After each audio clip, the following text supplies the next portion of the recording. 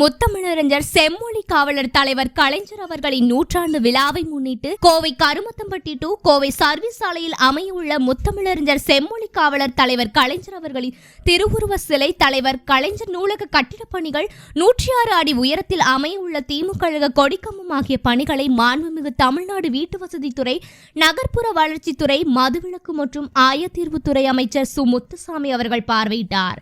உடன் கோவை மாநகர் மாவட்ட திமுக செயலாளர் கார்த்திக், எக்ஸ்எம்எல்ஏ, கோவை தெற்கு மாவட்ட செயலாளர் தளபதி முருகேசன், திமுக கழக பொதுக்குழு உறுப்பினர் ரகுதுரைராஜ், வழக்கறிஞர் கணேஷ்குமார், சூலூர் வடக்கு ஒன்றிய செயலாளர் அன்பரசு, அன்னூர் சுப்பிரமணியம், கனியூர் ஊராட்சி தலைவர் வேலுச்சாமி, சாமலாபுரம் பேரூராட்சி செயலாளர் வேலுச்சாமி, கோவை தெற்கு மாவட்ட சுற்றுச்சூழல் அணி அமைப்பாளர் பசுமை நிழல் விஜயகுமார், கழக நிர்வாகிகள்.